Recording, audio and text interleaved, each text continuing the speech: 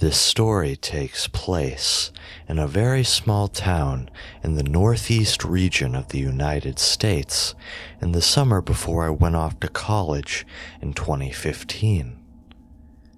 After I graduated high school, my parents decided to move to a smaller, more affordable house about 45 minutes north into the mountains. We stayed in my childhood home because the public schools in my area were the best in the state, and my parents really valued my education. I ended up going off to an amazing university, and now I have an incredible career because of my excellent education. As most people in the US know, amazing public education usually means higher property taxes.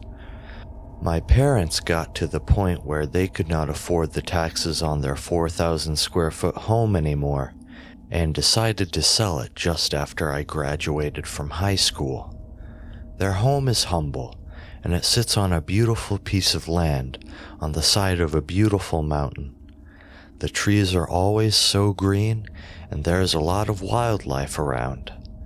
They don't have many neighbors either, as their driveway is about 1.5 miles long. But this is what they chose to live in after I went off to college. In August of 2015, we moved into this new house. I wasn't planning on staying long, as I was getting ready to head off to college as a freshman for the first time. We decided to have a little housewarming party with a bunch of family friends and my best friend at the time as well. My dad was manning the barbecue. My mom was making drinks. We were playing with our dogs. It was a grand time, and everyone had so much fun. My dad had built a brick fire pit in our backyard. Just to set the scene for you here, the fire pit was about 30 feet from our back patio door, and we had a picnic table and other seats all around. Because the seating was the tree line, it was so dark sometimes at night. You needed a flashlight to see 10 feet in front of you. With the fire pit lit, you couldn't see someone unless they were either sitting next to you or across from you in front of the pit. My best friend decided to stay the night, and we asked my dad if we could make s'mores. As it was getting a little chilly, as it does in the late summer in the northeast at night, my parents left us outside with my dog Nino. Nino was a huge 100-pound black lab pit bull mix. He was such a loyal and incredible dog that my dad trained as his right hand. He was our protector, as he could run extremely fast, was very strong, and alerted us when something went bump in the night. Side note, he passed away a week before I got married in 2022. He was 17 years old and lived an adventurous life with my parents, hunting squirrels, laying out in the sun, and running amok. Nino laid in between us facing the tree line, and my best friend was to my right. Our backs were to the dark, dense tree line. Our first mistake. We were laughing, joking, and eating s'mores together, planning for the future, and generally excited about going off to college together. She decided to play some music, and we just relaxed, feeling content and at ease. It was the perfect summer night, until Nino started growling. I saw his ears perk up, and his head cocked to the side. He then sat up and continued to growl. My best friend and I both looked at each other, thinking Nino just saw a stray animal or something non-threatening. This area was known for lots of deer, and rarely a coyote or wolf. As he was trained to help my dad hunt deer, we assumed it was a buck or a fawn in the distance behind us.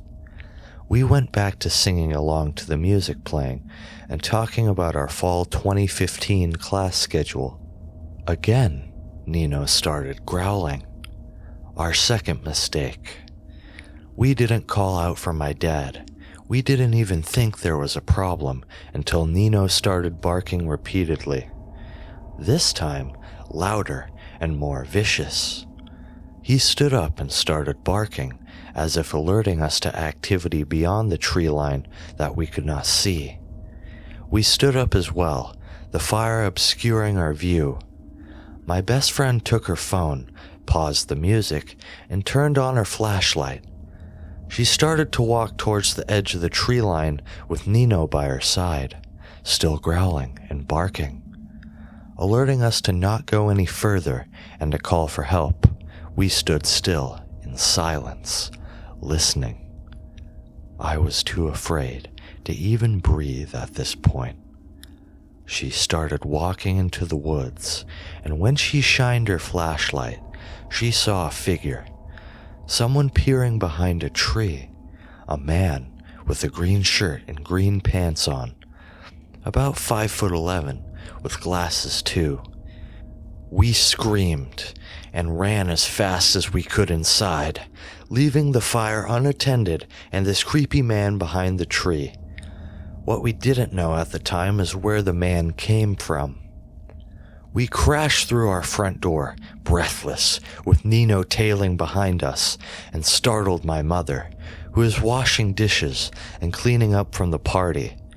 She was talking to my dad about something they saw on the news, and I think we cut him off mid-sentence to explain that there was a man dressed in all green, lurking behind a tree in the woods. We didn't know how long he was there, or if he was still there, but we were both crying. I remember feeling extremely sick, like I was going to throw up. My dad jumped up, grabbed his shotgun and headlamp, and ran outside with Nino. My mom gathered us into the living room, shut all the lights in the house off, and locked the doors. She told us to be quiet and that she was going to call 911. As she did that, my best friend and I shook in fear. We were anticipating gunshots and screaming, but never heard any. My mom, now on the phone with 911, described what we saw to the operator.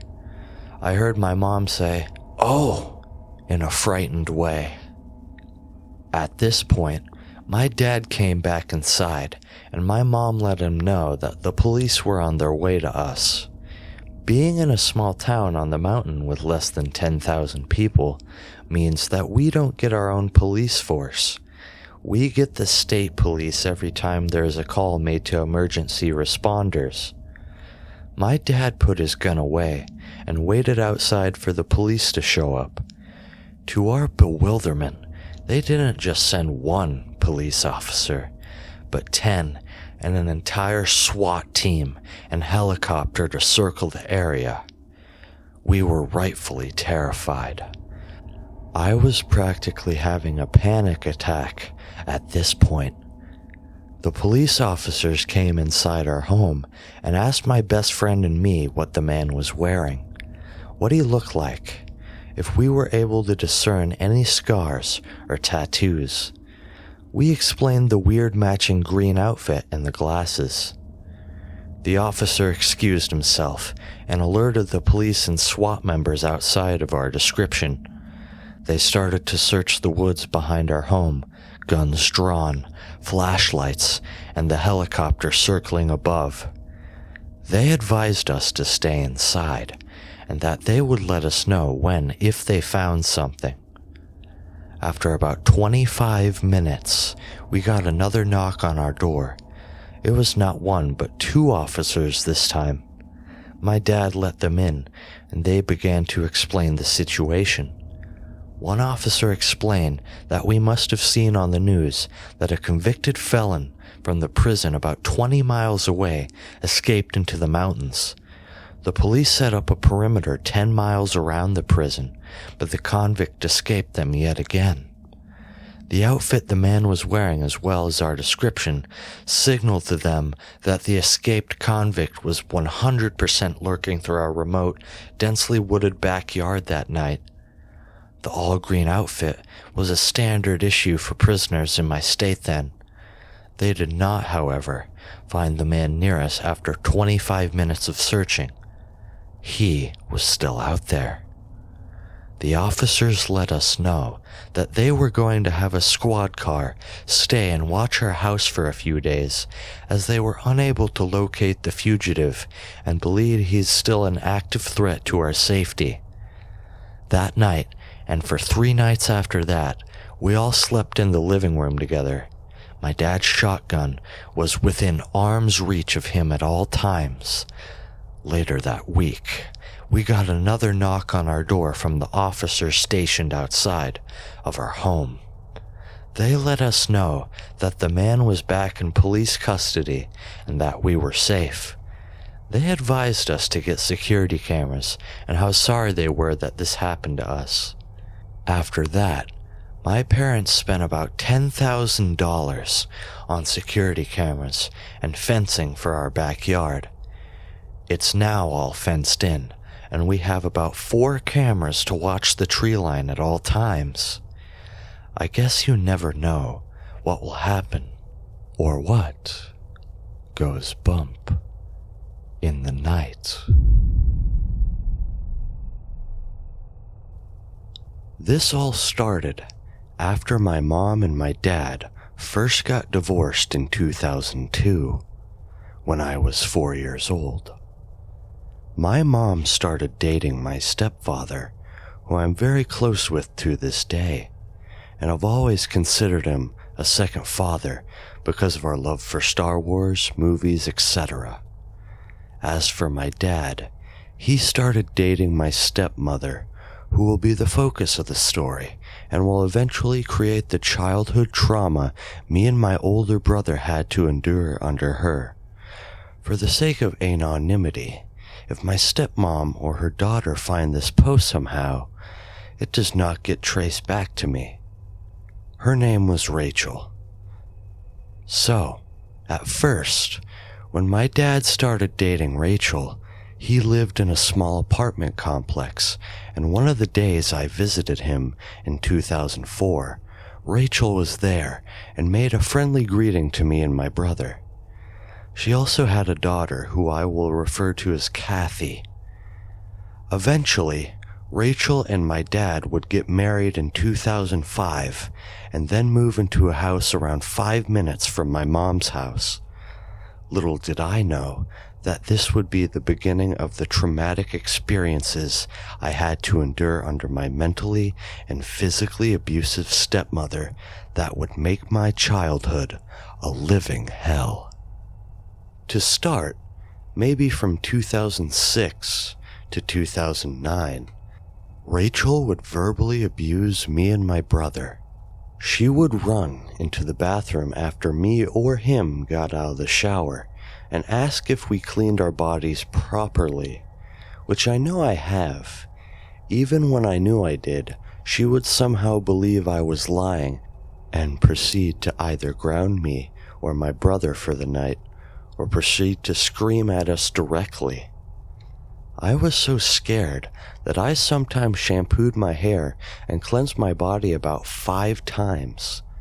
I even sometimes asked my dad to wait for me outside the bathroom because I was that terrified that Rachel would try and scream at me when she heard the running water turn off. The worst moment that happened between that time frame was when I was 6 years old bathing in the tub. Rachel burst in, grabbed me by the head, and tried to drown me by pushing my head into the water. These could be the worst things that she has done to me, but I can assure you that it does get worse and much more sinister. Something else that would happen during this time was Kathy would make me do something to get me in trouble and pin the blame on me, which he did frequently, and that would result in Rachel screaming in my ear, beating me. Another incident that occurred happened when I was 11 years old in 2009, when I was quoting something from a movie I watched that was dubbed in German. She overheard me and then asked, "What are you speaking?" And I replied with, "German." She then mockingly says gerbil, which I still do not get why she said that. Later that day, which was the day my stepsister had a soccer game, me, my dad, my brother, Kathy, Rachel, and other family members sat to eat lunch before the game, and Rachel mentions how I was speaking in a different language from earlier, that she said was gerbil. I then jokingly said, and this would be a big mistake on my part, "Shut up." Right when I said this, Kathy, who often would try to get me into trouble tattles on me to Rachel, and she proceeded to walk over to me to grab me by the arm, drag me to my room, and began to physically beat me. She slapped and punched me while my family was there. She also screamed at me while I bawled my eyes out and wailed in fear. She did this until she told me to write a sentence of how I would not tell her to shut up, and told me I would write the same sentence until my wrists cramp and bleed. I tried telling my dad about this, but due to his ignorance and blindly loving Rachel, he did not believe me and believed anything she said. I wanted to tell my real mother, but because of my young naivety, I never did, out of fear at the time that she would not believe me, or that she would tell my dad what I said, and then Rachel would find out what I told her. The abuse continued when Rachel would sometimes walk into my room while I was sleeping in the early mornings and punch me in the face over and over and verbally threaten me. For this next incident, however, this would be the one incident that would be the most traumatic, fear-inducing moment of my childhood, and one I will never forget because it would lead to the most traumatic moment of my childhood that I still sometimes have nightmares about to this very day. This happened in August of 2011 after I turned 13 a few weeks earlier. I remember that it was storming outside, which caused floods to occur in my area, during which me and Kathy were playing Battleship in the living room. At some point, the basement was flooded, and Rachel, I suppose at the time, walked down there and found that a doll had its arm detached from it. While playing Battleship, Rachel tells me to come with her, and at the time, I had no clue what she wanted and proceeded to ask me, "Did you break this doll?" While I replied, "No, I didn't." She then kept pressing me to tell the truth, even though I knew for sure I was, as I never touched or broke some stupid doll she had. Eventually, I had no choice but to say I did, despite my initial honesty. She proceeded to grab me and to punch and slap me in the face really hard. She said that my family, such as my mother, grandparents, and siblings, do not love me, and that I will never find any form of happiness, as in her own mind, I was a dishonest, selfish person that nobody would want to be around me. She then told me to stay in my room, while I cried and occasionally came in to beat or scream at me. This incident would never leave her mind, as she would constantly mention it right in front of my dad, who blindly believed her somehow, and it escalated to the point where this would cause me and my brother to never make visitations with my dad again, and lead me to seek therapy for my trauma. This happened sometime in September of 2011 when I first started school, and I was reading a series of unfortunate events by Lemony Snicket. I was always an avid reader, and reading books had always helped me cope with my trauma and to feel I'm in another world. While I was reading, Rachel stepped into my room to tell me, "You are sneaky. I'm going to bury you alive." This threat of possibly being murdered by her really terrified me and made me want to call my mom to come pick me up. At some point, I asked my dad if I could call Mom, and he let me do so. As I began to talk to her, I started to cry and could not get the words out. But my mom, and even my dad, of all people, were able to understand what I was saying, and that Rachel had indeed threatened to bury me alive along with my brother. My dad stormed into the master bedroom and proceeded to argue with Rachel. A few minutes later, Mom picked me and my brother up to take me home. I remember when I got home that I went up to my stepdad, who, for the big gentle giant he was, and is to this very day, proceeded to give me a big hug and tell me everything will be okay. Then my mom gave me a hug too, to tell me the same words as my stepdad. My mom later told me that me and my brother will no longer be visiting my dad's house ever again, and will only see him if he is the only person I will be seeing without Rachel around. Eventually, I could not no longer visit my dad when he was still married to Rachel. After that, I did see her occasionally and tried to play nice, but I didn't fall for it. Lousy bitch. This unfortunately did deteriorate my relationship with my dad to the point where I thought about estranging from him if he stayed married to Rachel at the time when I was attending high school. Whenever Rachel was around, I was always cold to her because of all the pain and suffering she put on me and everyone around her. The last time I saw her was around 7 years ago when me, my dad, my brother, and Rachel met to get dinner at a pizza joint. The year after, when I eventually graduated from high school and was ready to be attending a university, my dad and Rachel ended up getting the divorce.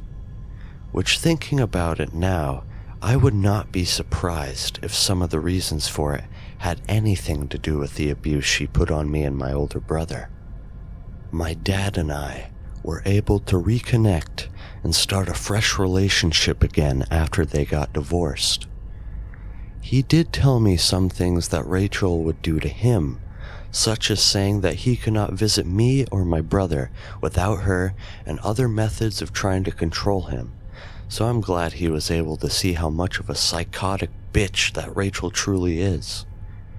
I'm currently doing well, as I have graduated college and got my first job in software development 2 years, and will be getting an apartment with a close friend I have known for years this coming May.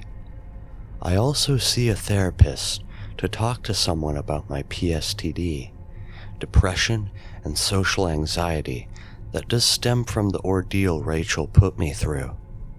I do hope this story will help those who might be struggling with an abusive family member, because I promise you this, things will work out eventually, and the abuse you might be enduring now will end where you will be able to enjoy a happy life that you so desperately wanted. I have been mulling over this experience going on 11 years. I was around 21 years old at the time. My best friend, whom I considered to be my brother, was 20. There was a place that we often spent time at. It was a place called Clear Creek. While there were good memories, such as our campfires and our wandering through the woods, there were aspects of that particular place which left me haunted with its peculiarity and its strange ties to the unknown. I'll begin in as best of an order of events that can be salvaged. Clear Creek Preserve was an interesting place that was home to untamed prairies, thick forests, and the unknown beasts that live within. A part of the forest appeared to have suffered from a forest fire and never healed from this experience, leaving it desolate and void of life. This particular area of the preserve was towards a lesser-known entrance. In this particular area, my brother and I found stick figures strung up in trees, similar to the Blair Witch totems. Following this experience, we found a group of young college students filming in the preserve. What caught me off guard was their clothing. It appeared that they were dressed in a sense close to those belonging in a coven. These two experiences were standalone, and not much came from that. There was another incident relating to another aspect of Clear Creek Preserve. There is a group of people who live in the forest. They appear to live in shanty houses and ride along in ATVs. This alone would not bother me. Were it for the fact that there is a junked school bus riddled with bullet holes, my brother is in the military currently. He has an affinity for all things relating to gunpowder. Upon further inspection of the school bus and finding the lodged round in the casing, he quickly determined one thing. These people were firing full metal jackets. Upon finding this dark discovery, they went on patrol. In a blazingly quick decision, we hid in the tall grasses and waited for them to finish before we ran off that day. I'd like to say that this was the worst of it. The horizon, I'm afraid, gets much darker. Near the shanty enclave, there was what appeared to be a destroyed house. Debris littered everywhere, and in the midst of the destruction was a single small fridge with a putrescent stench. My brother and I came across this fridge and found it bound tight with a harness. Our naivety would prove to be our foolish reckoning, as I am still haunted by what I saw that day.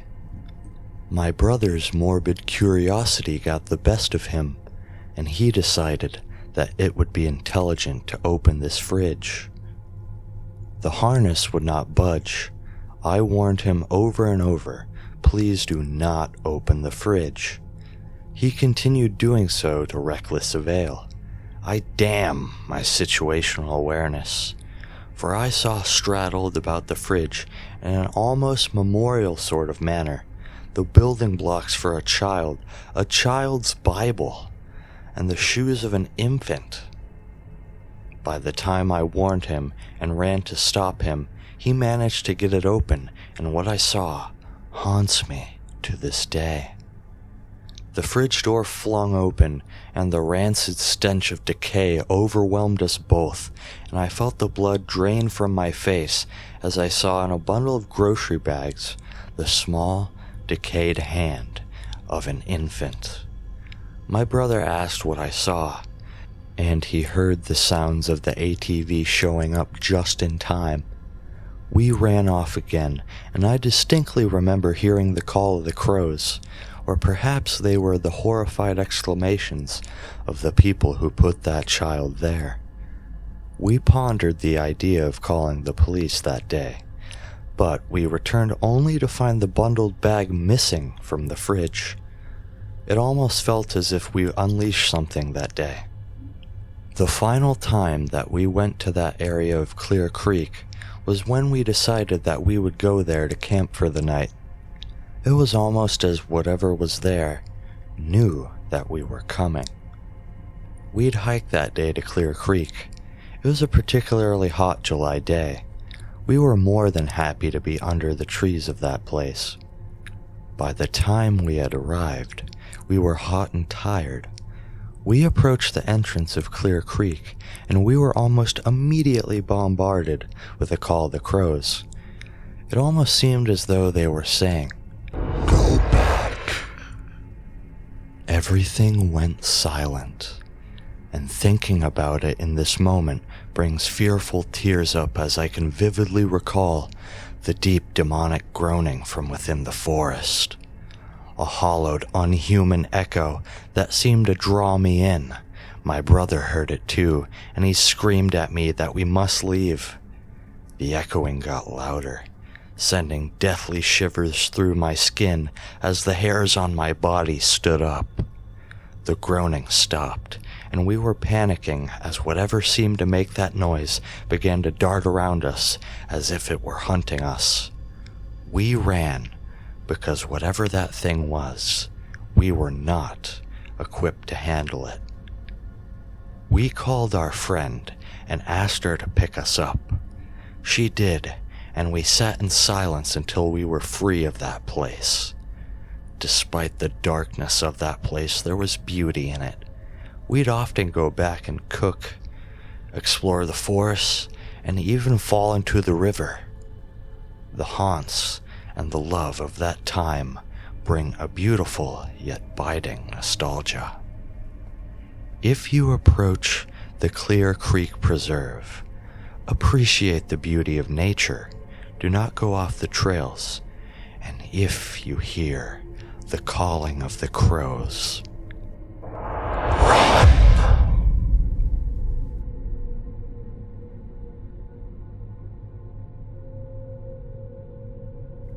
it had been raining for days on end. My husband and I lived in the countryside in South Texas on a 10-acre property by a small creek. He was in the military at that time, and a friend of his also stayed with us temporarily, going through a divorce. At that time, I was running an animal rescue for farm animals, including horses, cows, chickens, bunnies, dogs, cats, and goats.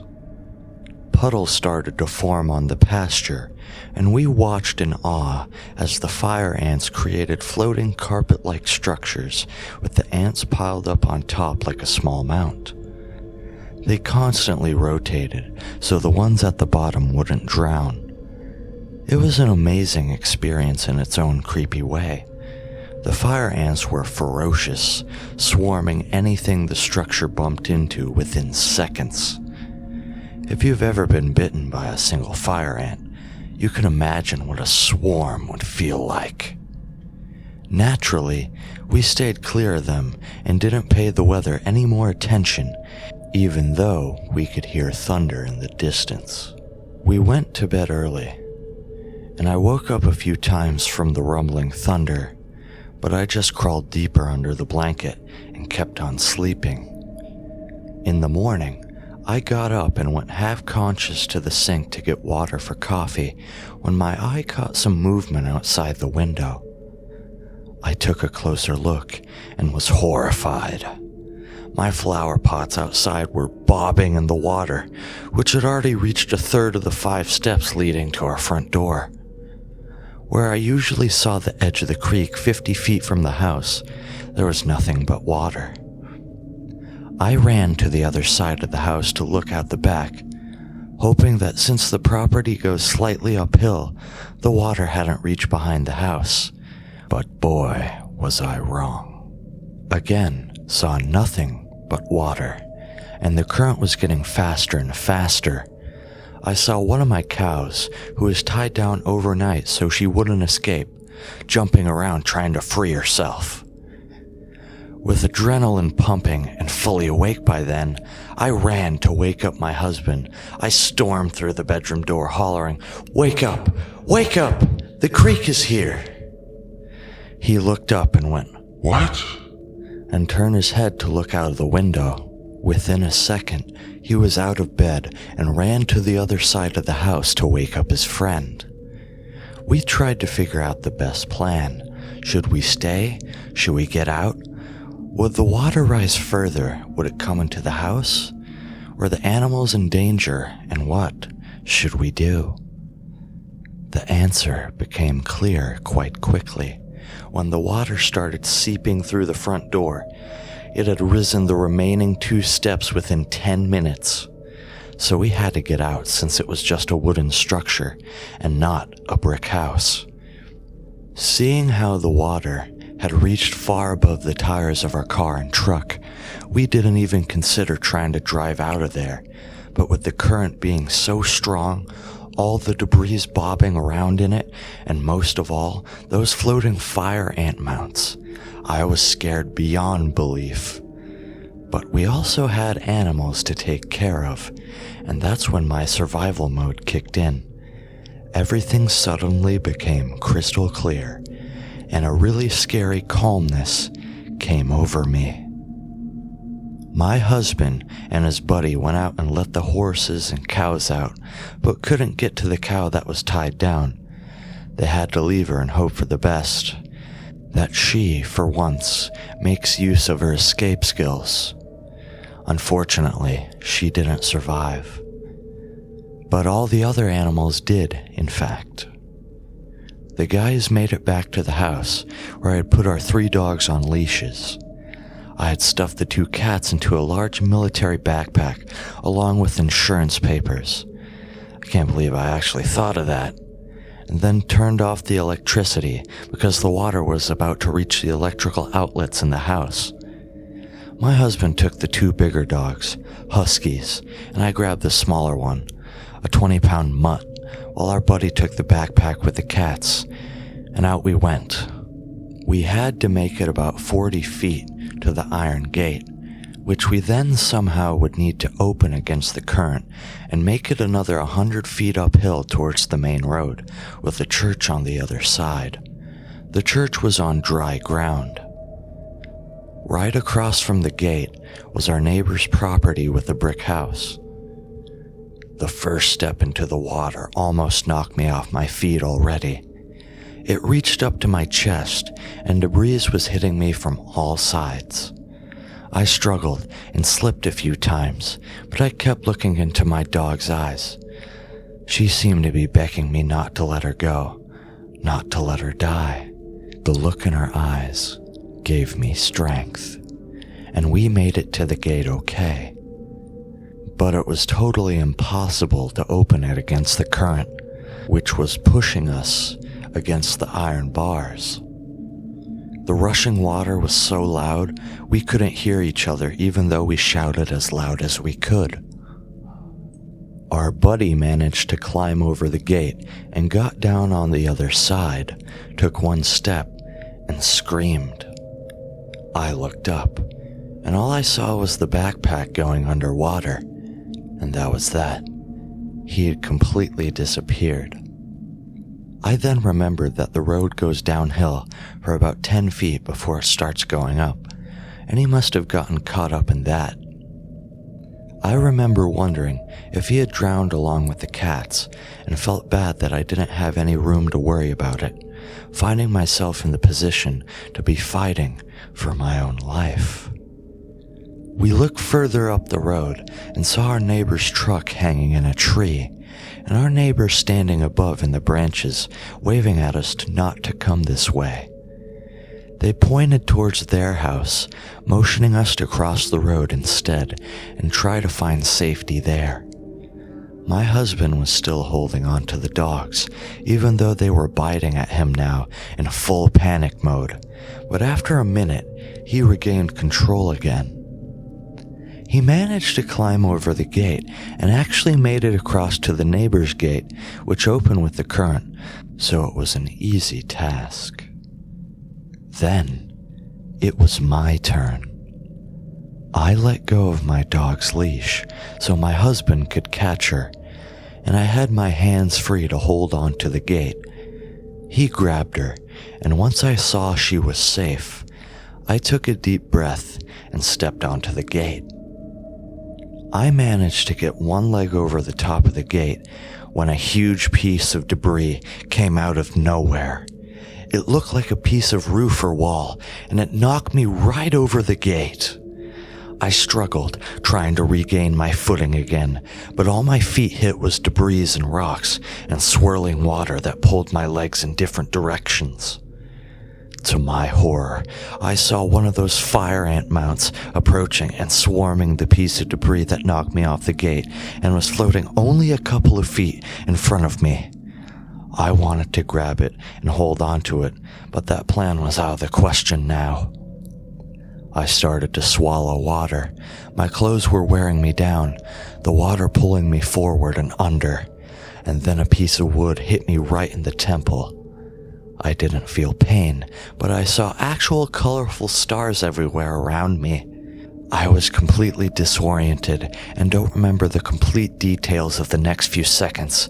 My husband said that I went under with a big smile on my face.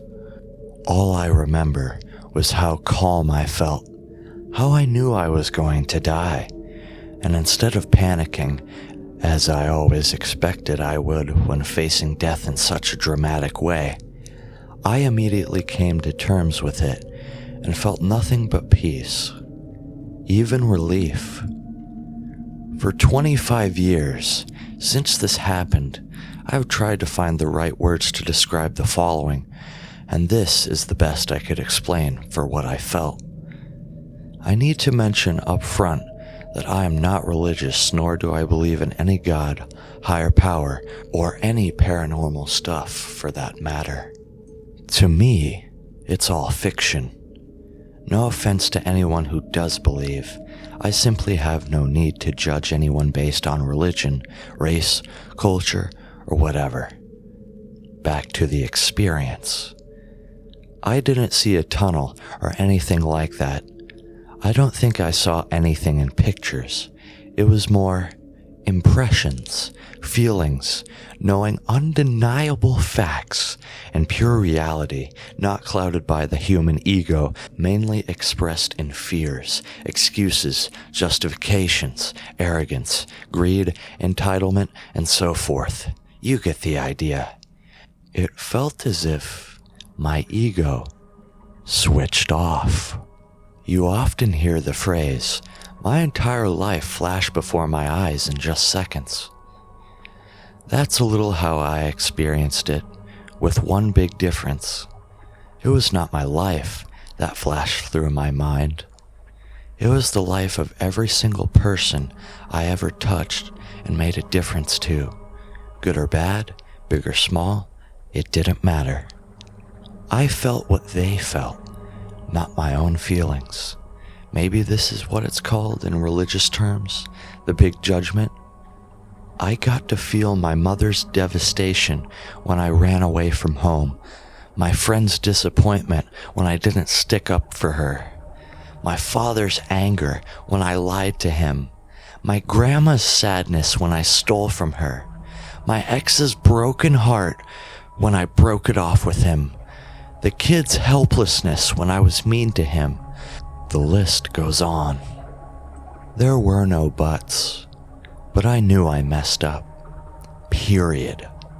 I had to take that responsibility, and I gladly accepted it. It was heavy, dark, and suffocatingly painful. But then, the flashback movie continued and switched over to the more pleasant differences I made. I always thought the most important, somewhat heroic thing I ever did was run into a burning 4-story house with leaking gas, waking up 8 families and helping them get out safely. Nope. I got to experience the big what if. What would have happened if I had not been there? Turned out they all would have gotten out without my interference just fine.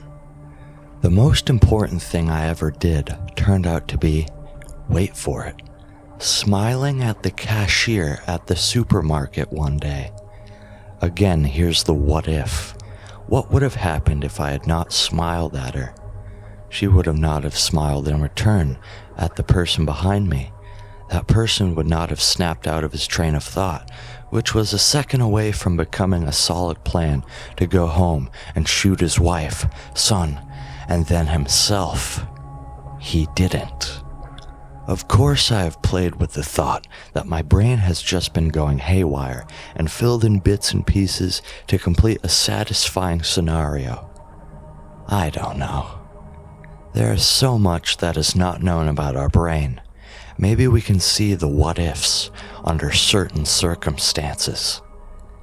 In any case, the lesson I am taking away from this is to quit being an entitled bitch and smile more at people.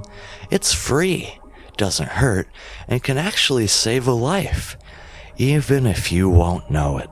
But wouldn't you smile a lot more, thinking it has the potential to do so? Back to 1997. The next thing I remember, I was hanging over the neighbor's gate with my upper back facing the sky. My husband was shaking my shoulders, pounding on my chest, and shouting at me. He somehow managed to get a hold of me about a minute or two after I went under. He pulled me out and made some attempts at CPR while standing himself up to his neck in the water. He had tied the dog's leashes to the gate, but they were struggling to keep their heads above water. I was dazed, spitting and coughing out water. My husband started pulling on me, pointing towards the house, just a few feet away. Behind the house, there was actually a ladder going up to the roof. The neighbor had forgotten to put it away the day before when he was working on the roof. We managed to cover the few feet over to it. The current was much less behind the house, so we were able to climb the ladder without much of a problem, even with the dogs. Finally, up on the roof, we looked around hoping to see our buddy somewhere, but we could not locate him.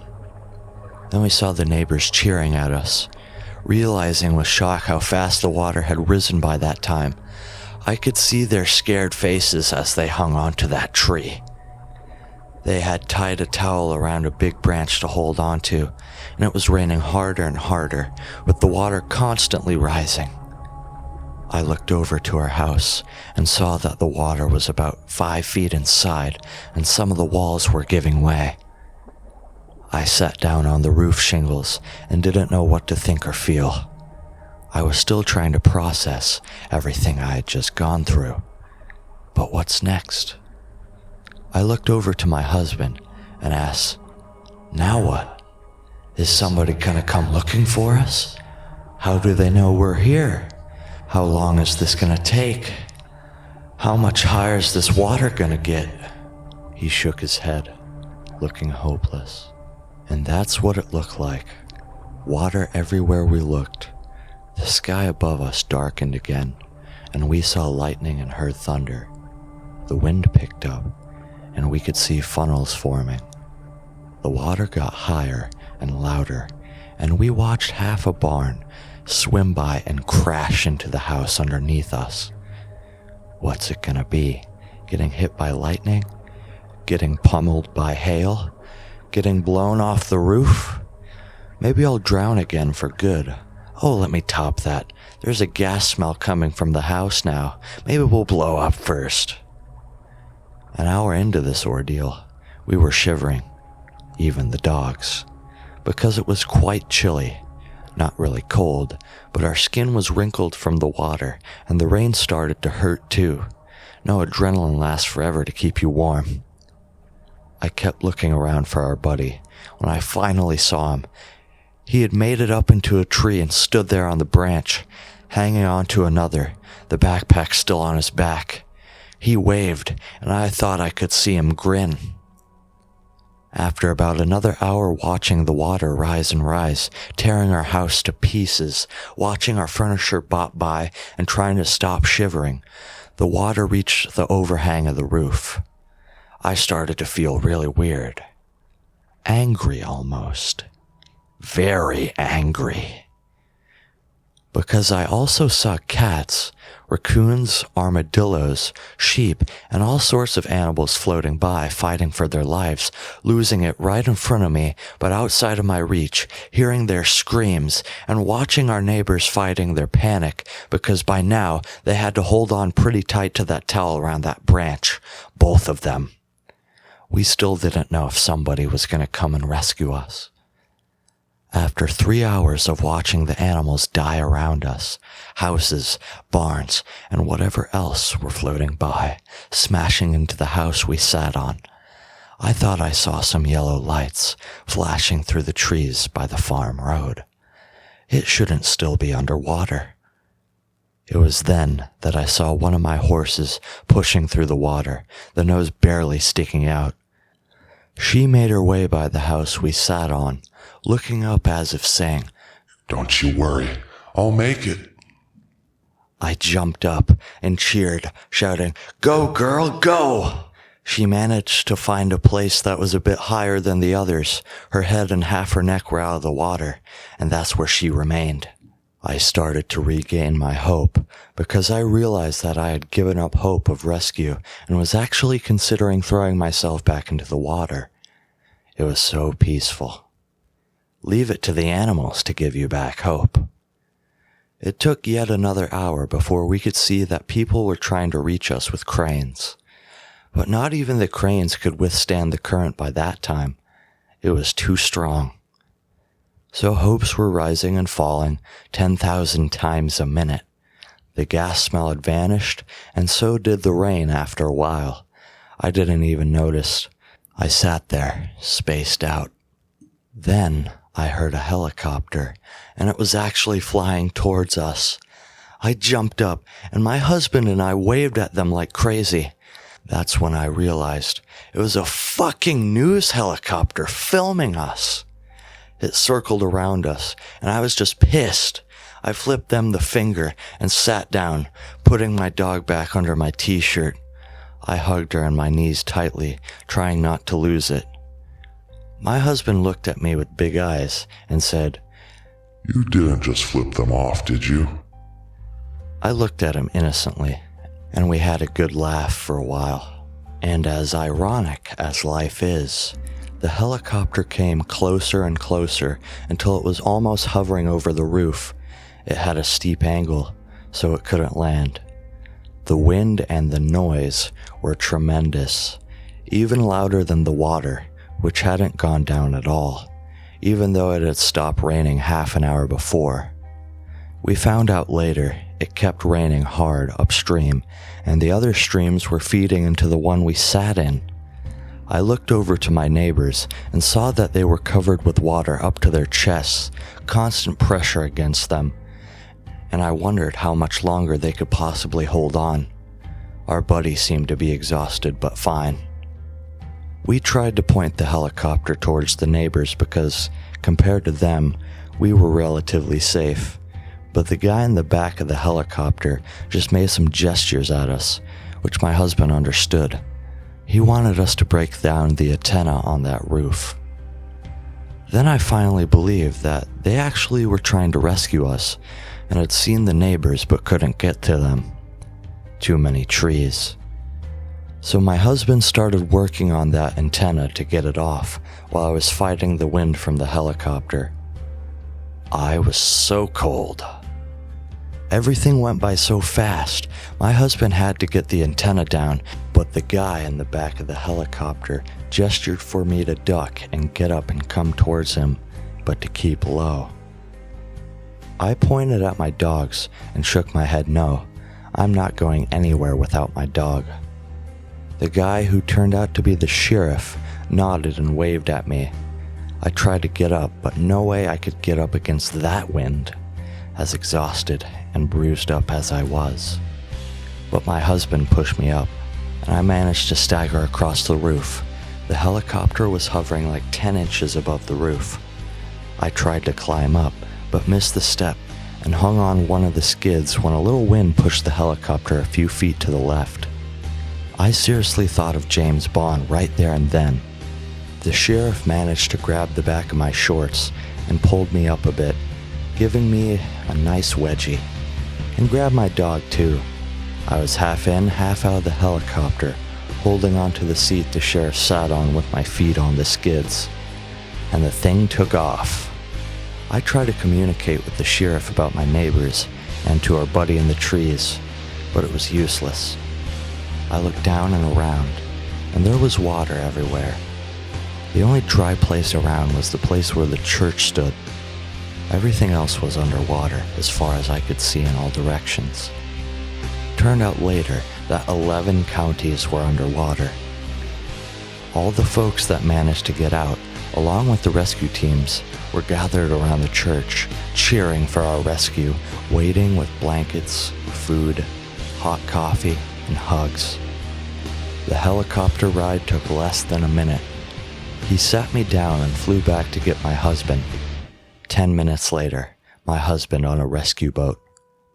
3-4 hours later, the water started to subside, and we went looking for missing people and animals, brushing through the cornfields, knowing that behind every plant there could be a dead body.